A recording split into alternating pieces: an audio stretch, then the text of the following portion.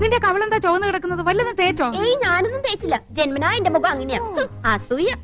മുണ്ടും നേരിത് മാറ്റി ചേച്ചി സാരി ഉടുത്താ മതിയായിരുന്നു. ഞാൻ സാരിയാണല്ലോ എടുത്തിരിക്കുന്നേ. ഓ, നീ കണ്ണാടി വെച്ചിട്ടില്ല. കണ്ണാടി വെച്ചില്ലേ നിനക്ക് ഒരുപാട് പ്രായം തോന്നിക്കും. ഓ, അങ്ങ് തോന്നിച്ചോട്ടെ. ചേച്ചിക്ക് ഞങ്ങളെക്കാൾ പ്രായ കൂടുതലില്ലേ? മുണ്ടും നേരിത് മതിയായിരുന്നു. അതാ സെറ്റപ്പ്. സെറ്റപ്പ് അല്ല ഗെറ്റപ്പാ. ഓ പിന്നെ അയ്യേ, ഇത് തിരുപ്പനാണെന്ന് ഒറ്റ നോട്ടത്തിൽ അറിയാം. ഞാൻ അങ്ങ് സഹിച്ചു. ചേട്ടൻ പറഞ്ഞല്ലോ എന്റെ ഉയരത്തിന് ശരീരം പിടിക്കും, ഇതാണ് മാച്ചസ് എന്ന്. അതൊക്കെ പോട്ടെ. എന്നാ എനിക്കൊന്ന് പറയാനുണ്ട്. ഞാനാണല്ലോ ഏറ്റവും മൂത്തത്.